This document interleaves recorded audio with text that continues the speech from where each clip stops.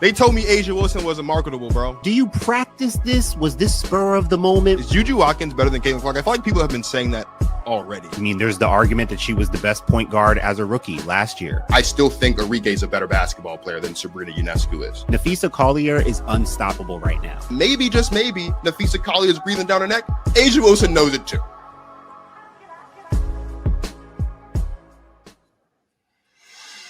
Given the topic of conversation today, it seems pretty apropos that those are the last two clips of the intro. What's up, everybody? Welcome back, or welcome to the Protect Our Queens podcast presented by Basketball Society. With me, as always, my brother in Christ, my partner in women's basketball, Ryan Martin. Sorry's my guy. Happy Monday. How we feeling? What's up, man? Good morning. Good Monday morning. Good Monday morning. Great time to talk some basketball, some women's basketball this morning. We are live, so make sure you are subscribed to the channel, to Basketball Society, so you don't miss out on our weekly live discussions around women's basketball. And you can join in if you're watching live, so you can leave comments, you can ask questions, you can respond in kind or a negative, whatever the spirit feels led you to do. You can join in live in the comments here and tap in with us. Or if you're watching in the playback, feel free to leave comments on the video as well. But yeah, Napheesa Collier is breathing down her neck. It's happening. It's happening as we speak. It is happening in real time, and we are all privileged to be able to watch it. Listen, if you are tuning in to Protect Our Queens for the first time, first of all, we appreciate you for tuning in. Hopefully this won't be the last. And just as always, this is a place where we have fun, intellectual, and engaging conversations, honest conversations about the game of women's basketball. So whether this is your first time, your second time, or your last time, we appreciate you for tapping in with us. As I mentioned, we are going to be talking about the one and only Napheesa Collier today, who has been playing like the best player in the world so far this season. She's the front runner for the MVP race, obviously, given how she's been playing. And there's a lot to unpack there. And I think to start, Martin, I think the best thing that we should do would be go back to a conversation you and I had back in February during the Unrivaled season. I'm willing to make this concession to you.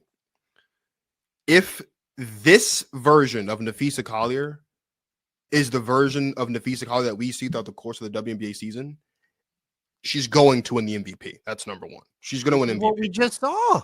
She's going to win MVP. She'll probably win Defensive Player of the Year again. If the Lynx can get back to the finals off the strength of what Napheesa Collier has been showing us so far in this Unrivaled period, I'm willing to concede for the first time in my life as an Asia Wilson fan, that the gap between Asia Wilson and everybody else shrinks a whole lot. And there's someone at the table with her and breathing down her neck. I'm willing to acknowledge that. Like, this version of Napheesa Collier is really, really, really, really scary.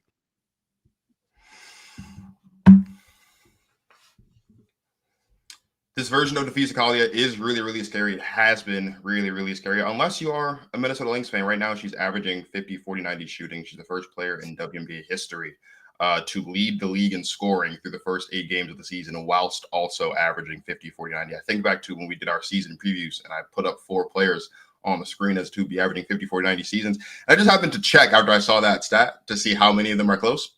None of them are close.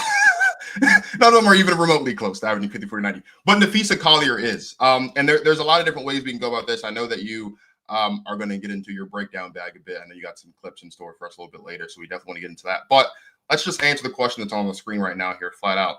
Is Napheesa Collier the best player in the world, Martin? Right now, she's the best player in the world. I don't think there's an argument against that right now. We know that the top 2 players in the world are her and Asia Wilson. And so there has to be a little bit of comparison happening here, not just in games, but also team success kind of matters more so in the MVP conversation, as opposed to just like who's the individually, who's the best player in the world. But even individually, what Napheesa's doing right now, I think edges out what Asia is doing right now. And some of it is going to come up in the breakdown I'm going to do when we look at some clips. But I think what Napheesa has to her advantage is her position. And, I go by my guy, Rashad Phillips' basketball position metric. in this age of positionless basketball where we don't know what to call certain players because there's so much versatility. My guy Rashad, who I've had on my show, one of my first guests on my show, wrote a book, literally wrote a whole book around a new way to think about basketball positions, point guards and combo guards and hybrid guards, and at every position he really makes it a lot easier to better understand how to slot players like a Draymond Green, like a LeBron James, like a Steph Curry into their proper positions. So we're not going back and forth about who's a point guard and who's a shooting guard and who's this and that. So he's helped me out a lot with this. I really go by his position metric when it comes to stuff like this. And I think it really jumps out when you look at Napheesa versus Asia, because Napheesa operates as a dual forward. Now, what Rashad defines as a dual forward is like the constant do-it-all position. Think LeBron James, think Grant Hill. It's someone who takes on all of responsibility of like offensive initiator, but also a defender, rebounder, facilitator, literally just kind of a do-it-all. Now, Napheesa, I think, separates herself from Asia a little bit with her position and just how she operates is that she just has a little bit more of a guard component to her. Asia Wilson would be slotted as a hybrid post. She power forward would be more of like a traditional back to the basket player, like a Tim Duncan, who obviously developed a great face-up game, but more known as a traditional power forward back to the basket player. A hybrid post, which is what Asia is, what Rashad defines as a hybrid post, is you provide versatility on both ends. You're not just a back to the basket post player. So an NBA comparison it would be her boyfriend, Bam Adebayo, hybrid post, not a traditional back to the basket. So you think of Asia in that way, but she's still a post, and not to use that against her. Anyone who knows me or who has listened to me knows that I do have a slight bias towards guards because I am a guard. But I do think it matters in the context of who's better right now, because I think Napheesa's just range in her movement and her motion and where they can use her in spots on the floor, pretty similar to how the Aces, how you can use Asia on the floor. It's similar, but I think Napheesa just has a little bit more of flexibility, range of motion with the kinds of shots that she can hit, that she can take, the way she operates in the two-man game. I think just her movement and her ability to operate in different spots on the floor gives her a little bit of the edge on Asia. And that's just one thing in terms of just position and skill set. But even just, again, in how they're playing right now, I mean, Napheesa is playing the best basketball of anyone in the league right now. So as of right now, yes, she's the best player in the world. She's averaging 25 and 8. You mentioned she's shooting 50, 40, 90. First player in history to lead the league in scoring and be shooting those percentages. And that was through the first 8 games. Napheesa and Asia are the only 2 players in WNBA history with multiple 30-point games in the first 3 weeks of the season. I'll also throw out there, because these are the kind of players that Napheesa is lined up with. Napheesa and Sylvia Fowles. like, so, but we're going to get into it, but Napheesa's a really just unique talent because she's not just a typical forward or big. She's a dual forward. Napheesa and Sylvia Fowles are the only players in WNBA history to put up, and this was just last night or yesterday. They're both Minnesota's most recent game against Dallas. Napheesa put up a stat line of 28, 10, and 4 with 4 steals and 3 blocks. The only other player to put up a stat line like that in history is Sylvia Fowles, one of the best bigs in WNBA history. So Napheesa is shooting the ball like a high-level guard, high efficiency, but her stat lines align with some of the best forwards and bigs in WNBA history. It's crazy. Her duality, her dual forward nature is what's making her just so unique right now. And right now she's the best player in the world right now, man. It's hers. She's at this moment, it is her. A'ja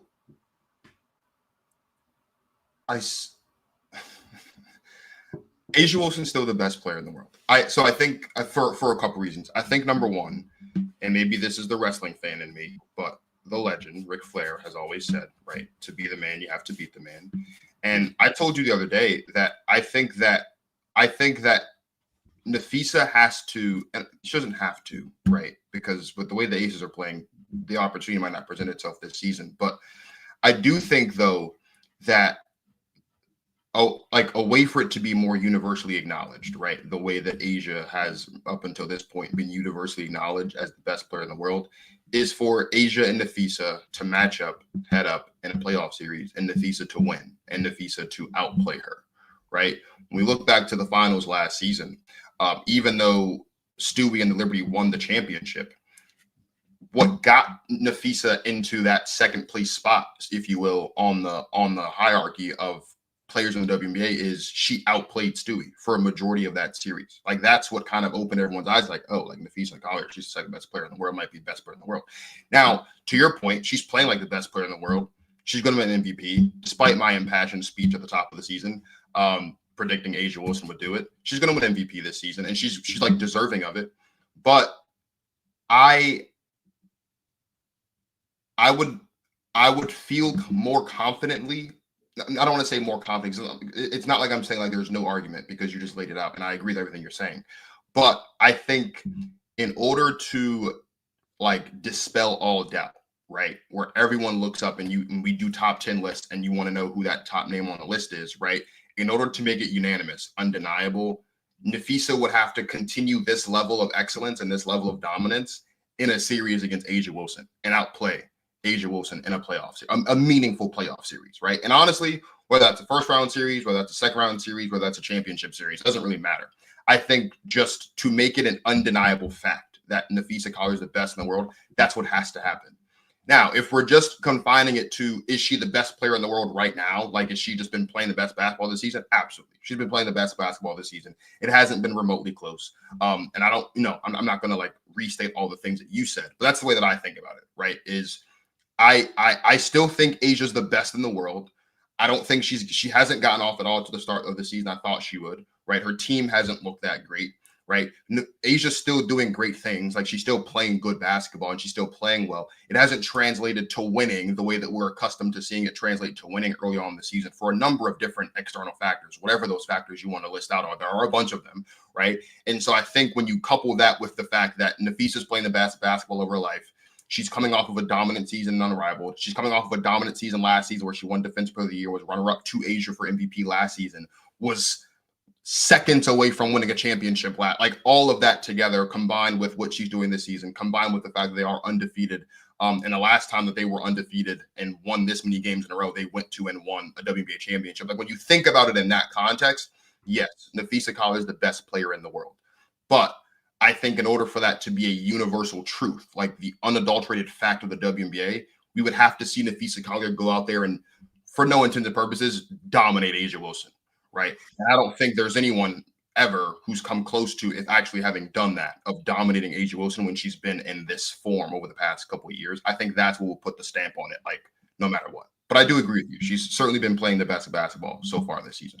So I agree with you that would help. I don't think that would need to happen. I think there's also a scenario where if the Aces just lose, not even just to Minnesota, but if they just lose and Napheesa wins, she's the best player in the world. I don't think she has to go up against A'ja and outplay her just to earn that title. I think for the people who got in trouble on Twitter, who love A'ja no matter what. That's what I mean. Like that. Yeah, I mean, it gives you more of an optic of like her outplaying the player who we all agree is the best player right now. But again, if the Aces lose in the first round, A'ja can't be considered the best player in the world. And I get where you're coming from, the people on Twitter, but like they won't have a great case unless Asia's averaging like 40 and 20. And if they lose, that's even worse if she's that dominant. But like, they don't have to just lose to Minnesota. if Asia loses before, if Napheesa wins the title, period, whoever it's against, she's definitely the best player in the world. It's hers. Like, it's definitely hers. She's playing the best basketball right now. We both agree that really can't be argued, honestly. So that makes her the individual. She's the best player right now. But like, I agree with you, because there needs to be like a formal passing of the, like, no one called Jokic the best player in the world until he won a title. Right. But he didn't have to beat LeBron. He didn't have to beat Steph. He didn't have to beat the player who we thought was the best player in the world. Sure, it would have looked great. It would have made a stronger argument, but he didn't need to do that. He beat Jimmy Butler and Bam Adebayo. Well, he beat LeBron and Steph on the way. Well, not Steph, but he did beat LeBron on the way to a championship. I know what you're saying, though. Yeah. But you know, it doesn't need to be that. It doesn't need to be. All she has to do is win it to make it indisputable. Asia fans, Caitlyn fans, whoever it is. If she doesn't win it, but like they at least go back, though, is she still the best player in the world? If they go back and she doesn't win it, she's still win the MVP. Well, again, it depends on what Asia's doing. What are the Aces doing? You're saying if she goes back, is she against who? Against who? Let's say it's New York and Minnesota again, right? Yeah.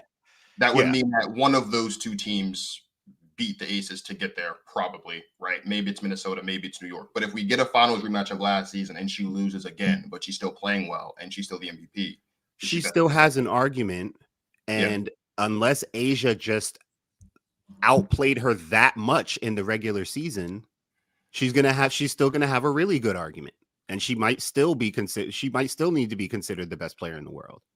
Yeah. Because it's how you're playing that determines who's the best player.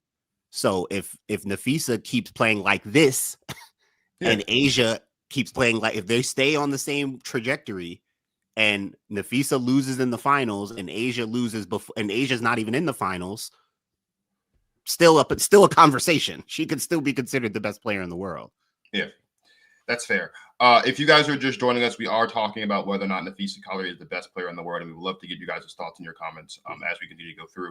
Martin wanted to take some time here to break down some clips of Napheesa over the season a little bit, but before we do that, let's go back to way back when we were during the finals, and Martin was talking a bit about Napheesa scoring. Even if you're watching the games and how Napheesa scores, it's similar to Asia. It's very simple. Like, it's not like they're giving her the ball, like get us a bucket. She can do that, but a lot of it is out of two-man game, pick and roll, offensive rebounds, good cutting, right? She's just a great basketball player, great awareness, knows where to be, runs the floor, good hands, good, like, and having those things can help you get 40 if you're inclined to like go after it and score. Like, most of her points are layups. Like, it's not, if you watch her highlights, you're not seeing a whole lot of like, creative fancy stuff. It's good movement, good cutting, a lot of layups, shooting the shot when she's open. Like, it's not anything too crazy.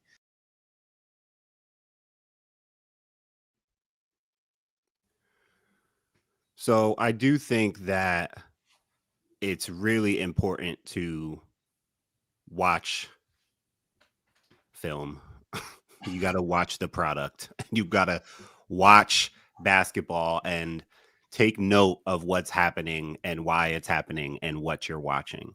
So I brought up before just the range for Napheesa in terms of all the different spots that she can operate out of on the floor, and how she really is a legit dual forward in that kind of small forward / power forward, but also has guard skills and attributes. And you'll see her about to catch the screen. She kind of comes off this brush screen from Shepherd around the free throw line area. So she's going to catch it here on the wing, hand off. Williams comes down, sets that flex screen down here on the baseline. Now she's one-on-one against Maddie Siegrist on the block. They can isolate her. I mean, this is a mismatch for her. So a lot of players, they can isolate her literally in the post, on the block. Not a traditional back to the basket, but we know that she can score out of the post. What is she going to here? Her patented one dribble, turn over the shoulder, fade away. That's not a typical shot for a post player. Like, even this shot right here is a little more like, Asia has a turnaround over her shoulder. She has the turnaround, But the way Napheesa gets into this, I think is just a little more fluid. She covers a little more ground. I just think it feels more like a wing than a post player. Here, she's going to catch on the dive. So this is an example of what I want. I just want people to understand this is part of what makes Napheesa Collier so difficult for people. She's one of those players where you have to have head on a swivel. So if you notice here at the top of the screen, right at half court, Nalissa Smith is supposed to be responsible for Napheesa Collier. We're kind of in transition here. So you're running into space. You see Dejanay kind of in the front court. She's looking at the ball. Maddie Siegrist is at half court looking at the ball. Enrique is right here at the bottom of the screen covering her man, looking at the ball. Napheesa is the last person running up the court. And Napheesa Collier, like most great players, is worth keeping an eye on and feeling out. Where is she? Because she can cut. I just mentioned it in the clip we played. She cuts, she moves, she finds spots, she finds spaces. She's constantly, so you have to constantly be like, where is she? Ball you man, all the good fundamental stuff.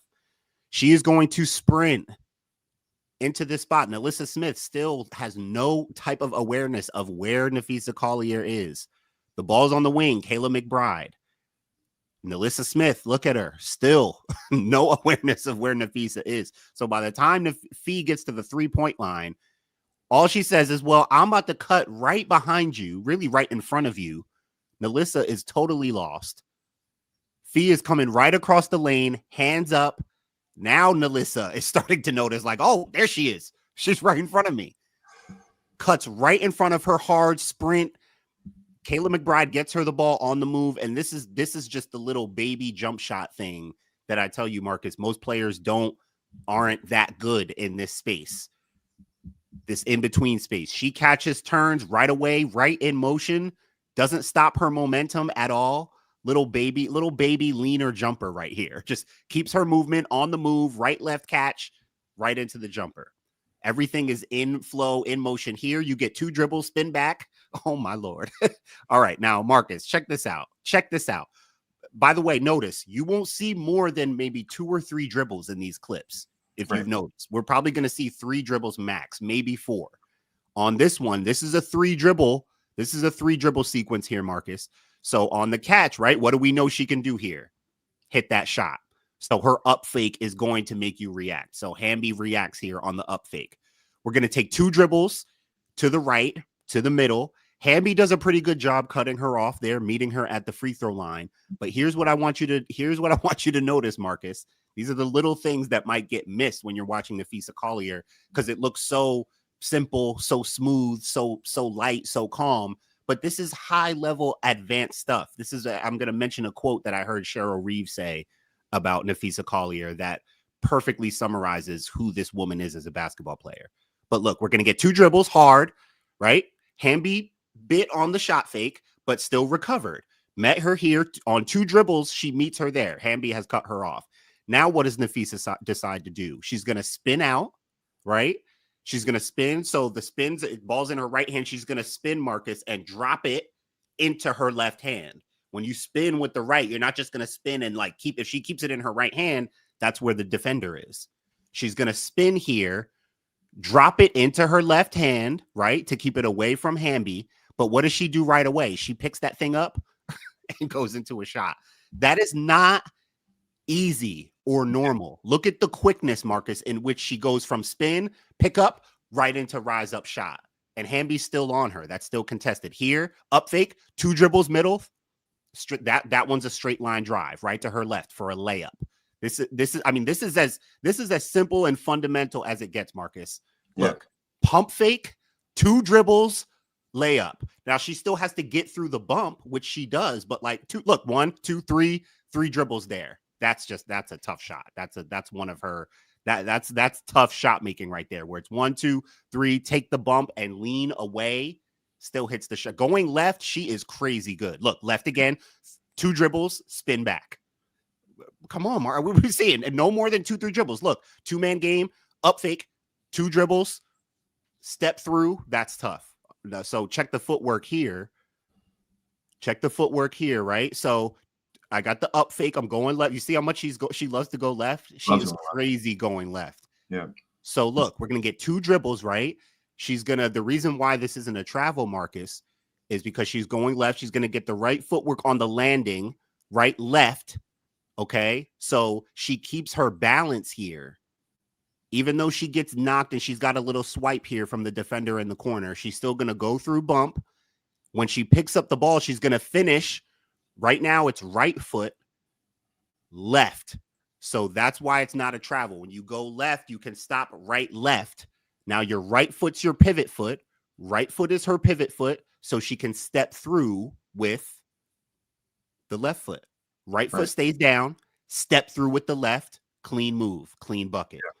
Last one here is just a little Euro step. she's got a little flavor to her now. She can bring out some sauce, right? She ain't Euro stepping all the time, but like, so look, left, right, got you. Melissa Smith sleeping.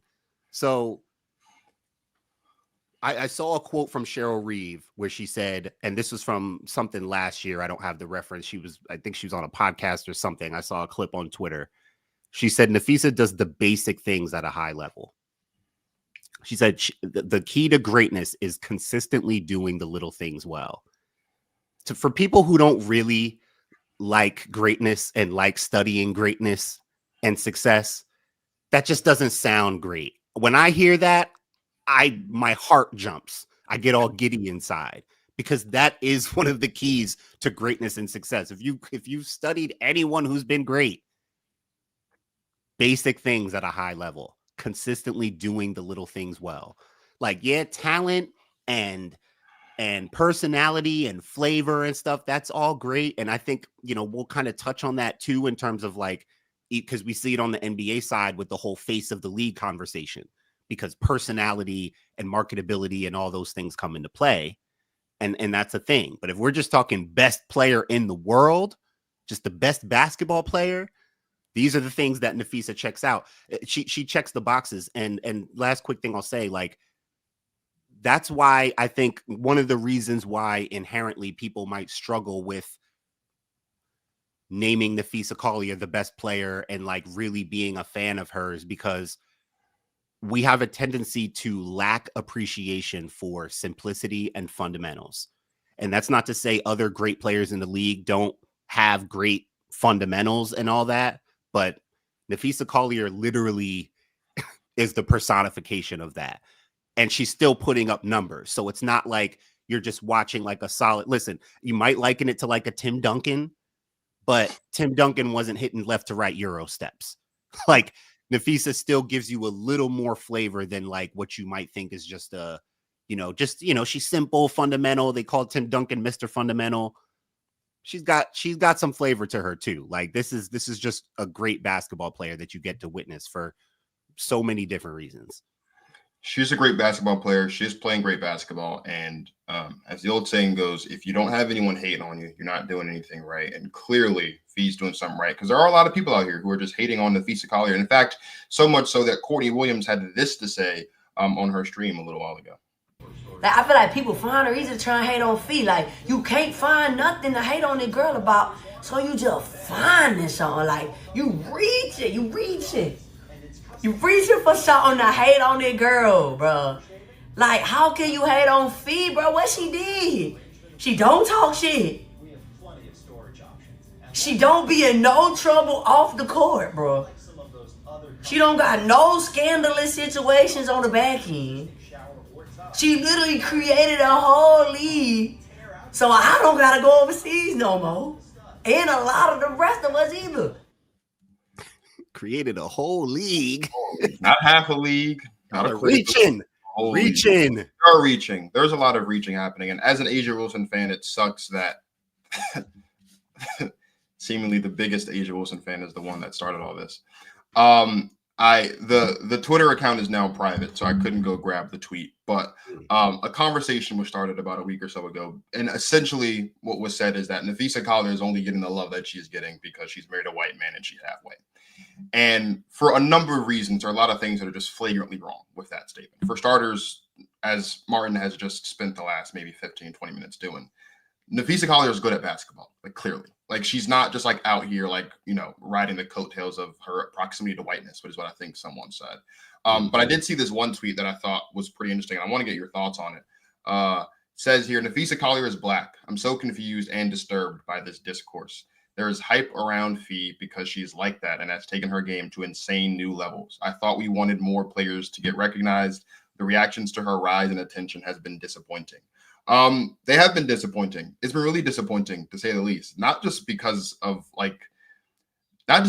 we have to deal with this already with like Caitlin and Angel. We have to deal with this stuff already, like non-sports related stuff. But just like, no one is saying Napheesa Collier is the best player in the world because she has a white husband and she's mixed. Like, look at her play basketball. Like, I just told you at the top of the show, she's the first player in league history to lead the league in scoring through the first 9 games of the season, averaging 50, 40, 90. That's never been done before. If you guys were here when we did our season preview, if not, let me remind you, there's only one woman in the 50, 40, 90 club. It's Elena Delle Donne. She did it in 2019, the year she won MVP.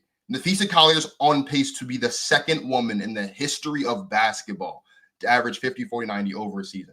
So this isn't, you know, her whiteness or proximity to whiteness has nothing to do with her greatness on the back. It's not like she's at the end of the bench in Minnesota and we're just showing her love because she plays well in 5 minutes. Like, she's logging 30, 32, 33, 34 plus minutes a game and dominating and doing it simply. And it makes me think about something you just said, because I see all the time now with this whole like open the vault stuff on TikTok and like the weird dumb with the 90s trend that was going on like a couple months ago. You compared it to Tim Duncan, and it makes me think about the fact that there are a lot of people who like don't respect Tim Duncan's game because of the simplicity, the simplicity of it. The Spurs in general, a lot of people don't respect the Spurs and like what they did because of its simplicity. And simple doesn't mean not great, and great doesn't always mean demonstrative. Right? Like, people don't love Caitlin Clark just because she's hitting logo threes and she talks a lot of trash and people like she's good at basketball, right? People don't just love A'ja because, you know, she has all of the, like, she's personable and she's, you know, explosive. She's also good at basketball. Like, people don't just love Paige because she has the energy. People didn't just love DT because she get teed up no matter what. And like, it was funny. Look, like, she's good at basketball. And just because Napheesa Collier, now, Courtney Williams, you obviously know Napheesa a lot more than I do. I don't believe for one second that Napheesa doesn't talk trash. Like, she definitely does. It might not it might not be as like out in the open as a lot of players when you think of trash. Like, she's not like a Draymond Green of trash talk. But again, going back to Tim Duncan, I think about this. Kevin Garnett did an interview on $1 Million a Game, and he was talking about how Tim Duncan like would get him in phrases. Ooh. Nice one. Like, that feels like that's what Napheesa does. Like, she's the type to like get people in phrases. I don't believe that for 1 second. But last thing I'll say is, if you're an A'ja Wilson fan, right? I almost think it's very disingenuous as an A'ja Wilson fan to try to reduce the greatness of Napheesa Collier, because what Napheesa Collier is doing, whether we like it or not as fans of A'ja Wilson, isn't any really different to what A'ja Wilson did when she rose hurricane to fame, right? They made it to the finals in 2020 when she won MVP, got dusted by the Storm in the wobble. That was unfortunate. She won another MVP 2 years later, won a championship. Got a 4th place vote the year after that, won the championship again, and then won MVP last season. Like, what we're seeing Napheesa Collier do is pretty simple. The only difference is, so far, she didn't win the MVP the year that she went to finals and lost the way that A'ja Wilson did. But she's probably going to win MVP this year, much like A'ja Wilson did after going to the finals and losing. Like, this trajectory of their careers as far as like their approach to the apex of the league, very, very similar. And if you're an A'ja Wilson fan and you don't like that, shame on you. Like, she's not going to be here forever. She can't dominate forever. And it's good for A'ja Wilson to have a little bit more competition than just Brown Stewart. I love that it's more than just Brown and Stewart out here that's challenging A'ja Wilson to be the best player in the league, because I got sick of those conversations as well for very similar reasons. So Napheesa Collier, whether or not you think she's the best player in the world right now, that's your business. But if she keeps this up, if they make it back to the finals, and if they win a championship, she'll be the best player in the world. And there's nothing, no matter how much we love A'ja, there's nothing any of us can do about it to stop it. Unless A'ja Wilson just goes on one of her runs and just starts reminding people who she is, which I think that needs to happen. But that's another conversation for another day. Napheesa Collier is great, and it has nothing to do with her whiteness or proximity to it.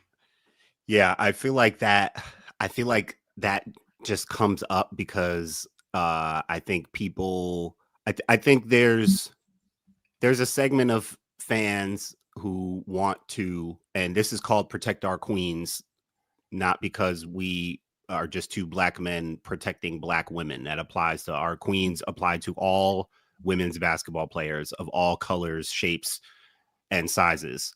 And I think a lot of, but I think there's a huge segment of WNBA fans who are black and who are minorities and who do love and appreciate the black women who have championed this league for so long. And I think there's like, I think a lot of us want to protect the nature of Asia Wilson, of Angel Reese. We don't like seeing them either attacked or not appreciated, misunderstood, and so forth. I totally understand. I've told you my history as a Kobe fan when I was at war with LeBron James fans because I felt like I had to be, because everyone's talking about this kid in Akron and then LeBron and he's the best and he's the GOAT. I'm like, guys,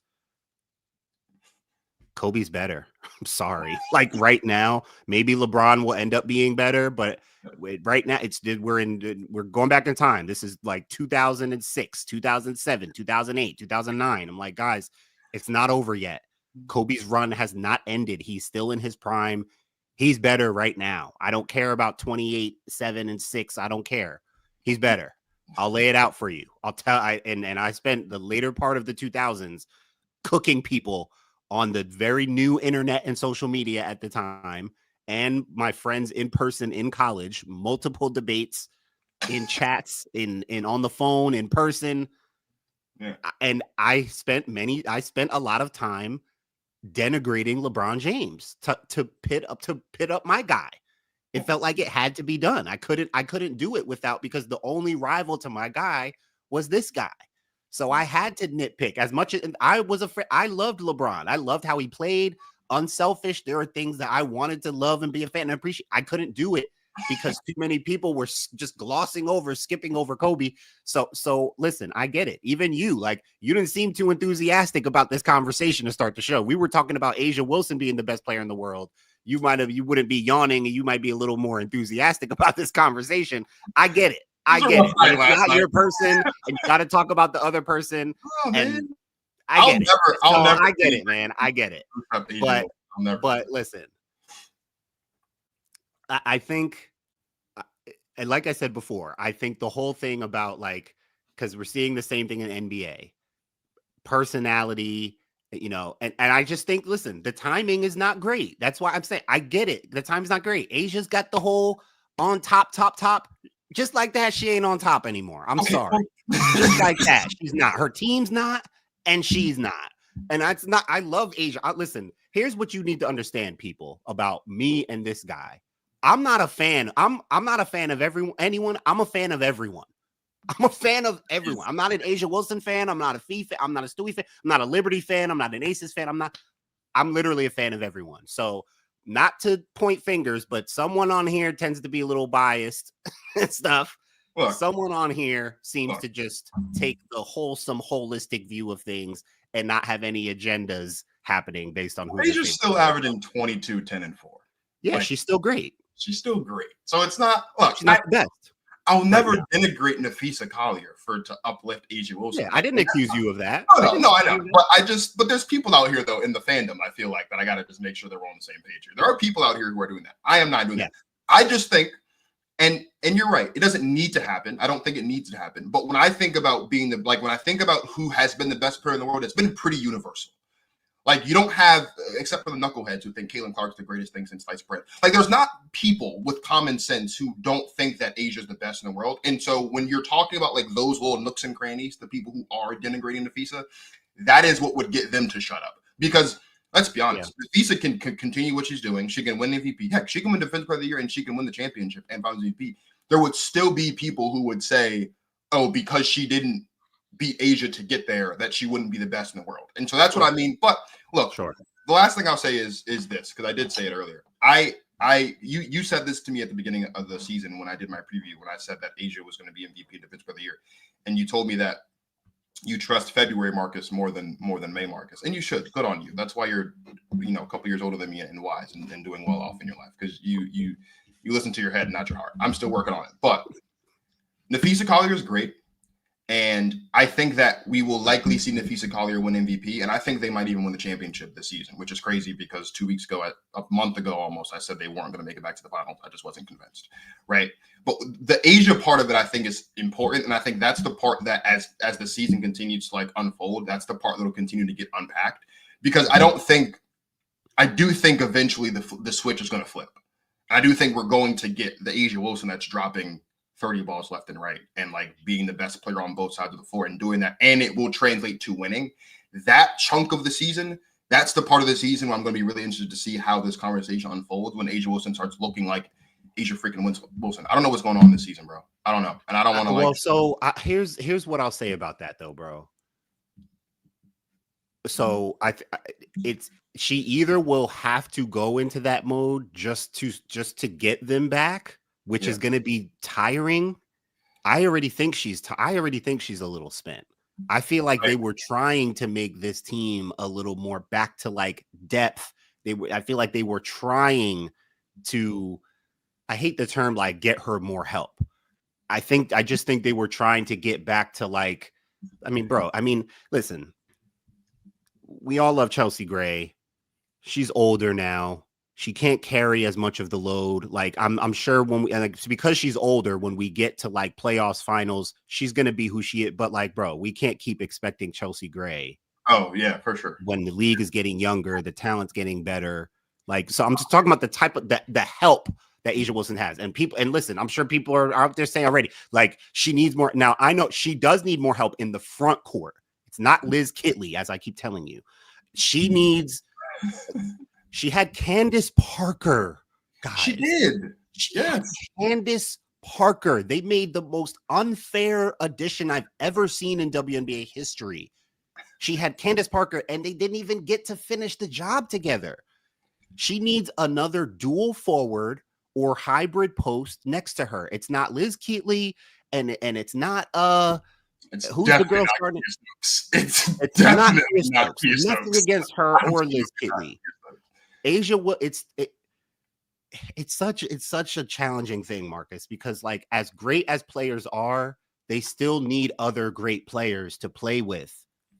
Now, this is where also Napheesa is gaining the edge on A'ja Wilson already, in that her team is not as talented as A'ja Wilson's team. She is doing more with less. In 2025, she's doing more with less. Today and last year, the Minnesota Lynx are not as talented as the Las Vegas Aces. Do you disagree? Today? Yes, I disagree today. The Lynx are more talented. Based on what I'm seeing so far this season? No. It's not based on what you're seeing. It's based on what we know about individual players. What I know about the individuals. Well, you just told me that Chelsea Gray's old now. So we just talked last week about how Courtney Williams is probably a top 3 point guard in the league. So there's that, right? Listen to what I'm saying, though. Talent-wise, they do this on the football side a lot. It doesn't matter who's got more rings. Tell me who's more talented between this player and that player, right? Chelsea Gray's who's more talented between? Thank you. Who's more talented between Jackie Young and Bridget Carlton? They don't play the same position. Jackie Young is more talented, though. They're wings. Sorry. Okay. They're both guards. They're both wings. They're both wings. Yeah. Who's more talented, Jewel Lloyd or Kayla McBride? Nothing against Kayla McBride. She's great. But historically, who's more talented? Jewel Lloyd. So what's your argument? They don't look like that right now. I can't play the if game, Martin. I can't play the if Chelsea Gray was 2 years younger, and if Jackie Young went back to 2022, and if Jewel Lloyd remembered how to shoot a basketball and score points. I can only, bro. Kia Stokes is out here doing cardio every night. What am I doing? So I listen. I think I as we get into, we'll see what happens with the Aces and how they progress. People are already, I mean, there's already a conversation of, what's going on? Why don't they look great? What's the, it's almost like they're missing a dynamic guard who can score the ball and get 20 whenever she wants. It's almost like they're missing like a bouncy spark plug of a guard who can take over the offense and go on scoring runs by herself. It's almost like it's almost like they had something like that before. I almost feel like it's like Kelsey Plum. Oh, wow. It's almost like they could use a player like that, huh? Our team's 3-6 right now. So I don't know. I'm not talking about teams. I'm talking about player fits. Well, what's Jewel Lloyd doing right now? The bounciness hasn't been doing much sparking for the Sparks so far. What's Jewel Lloyd doing right now for the Aces? Playing well. She's not playing well. That's all that matters. It's not about Kelsey Plum. It's not about what she's doing on the Sparks. It's about what she did for the Aces when they won 2 straight championships. And as you said, they ain't winning the championship this year. What's the biggest difference on the roster? They might not make it out of the first round this year. What's the biggest difference on the roster? I'm just saying. So also I will say, this is what I'm saying about Fee, why she deserves the edge, why she has the edge. There's like, and we'll go into it more at another time because there's probably more to look at with this. There's something about when we talk about what's happening with the Aces, something with their system. That's why I brought up Chelsea Gray. Like, listen, she's still great, but even fans are getting tired of her throwing too many no looks and trying to do the Chelsea Gray signature passes too much. Like, even fans are getting a little tired of her not just keeping things simple. Yeah. What's the key word with Napheesa and with Minnesota? They keep it simple. Cheryl Reeve and that roster, which is not as talented as the Aces, which has a player like Fee who puts it all together. They've got a system and a machine that they're undefeated, bro. And they're not like the most talented team in the league. They're just the most disciplined, and they know who they are, and they have the best player in the world. And while she may not be as popular as Caitlin or Angel or whatever, or have as cool or as fun of a game to watch, the production speaks for itself, and people can't stop her. And thus people can't stop Minnesota. Minnesota and New York are the 2 best teams again, by far. She's the best player right now. I mean, that's not debatable. That's not debatable. But bro, I'm sorry. But again, I know, look at your face. I know this is tough. I know it's tough, man. This is why it's easier not being a fan. Just enjoy, just love everybody. Forget liking people. Well, you love everybody. I do. But you like certain people more than others. But it's tough, man. It makes it tough. I understand. But this is the reality of where we're at right now. And I can't help but notice when I watch Minnesota, it's like Spurs, Aces are like the Lakers. Like, yeah, they got the talent, but they got the system. There's something about it. Asia would have to go into such a mode. And my thing is, bro, that may not even turn into wins. Kicks it up a notch. It goes to 27-15. Like, they'll probably win a few more games. It'll probably help them win games, but it's not going to make them champion. What they need is other players to start being great. No, that I agree with. Yeah, that I agree. Jackie Young. That I agree with. Yeah. That's the problem with the Aces, is that now it's so much about Asia, and that's great, and we love it. I'm a fan. She's great. She's been the best. Great. But that wears on you. Yeah. That wears on you. You have to, bro. And we love to brag about she's the best defender. She blocks shots. She does. Do you know how tiring that is, Marcus? Do you know how tiring it is to do all of that? Not personal experience, but it's tiring. It looks tiring. I do. It's tiring. It is so tiring. And I've never been the best player in a major sports league, so she's got all this to do, and still that is tiring, bro. Yeah. And Jewel Lloyd so far, please. I'll be playing that clip forever until they figure it out about how I told you just replacing Kelsey Plum with Jewel Lloyd wasn't that's not gonna make you that much better. You guys underestimated her, man. I'm sorry. Why do you keep throwing me into these groups with these people? Because I have evidence of you being frustrated about Kelsey Plum. Yes, yeah. I've been frustrated about all of the players on my team except for A'ja Wilson. That's the problem, bro. You better start appreciating the ones who got you there. I love Kelsey Plum. Kelsey Plum I love her. Dude. Hey, with the frustration, we're frustrated with Manu too. They did just fine. The frustration shouldn't have turned into, oh, we got Jewel Lloyd now. No. It's not gonna look the same. Tried to tell you. It doesn't look the same. Maybe someone else. I tried. You know, I try. I'm not right about everything, people. I like being wrong. I'm good with being wrong. I got takes all over here, right, wrong, and different. But when I try to tell you, you should try. I try to tell you, dog. I try to look. I listen. You gotta listen. We'll be okay. We will be okay. Things will get better. They'll get better. That sounds like faith more than. No, faith without works is dead. So maybe they put in the work, and I have my faith. Everything. You can have faith in many things, but yeah, we still got. Unless I'm getting tangible evidence, reasons, examples, references, film, video clips, something. Right. I'm saying all this. Give me something other than just. You just got. We'll get better. We'll be better. Asia will go to another level. We have to be better. God, be better than that. I need better than that. Well, no, we have to be better. Like this isn't the. You think losing to the Valkyries by 30 is the best we'll be all season? Martin, despite your lack of allegiance, you're an intelligent black man. That is not the best we're going to be all season. Getting slapped around by Julie Van Loo and company.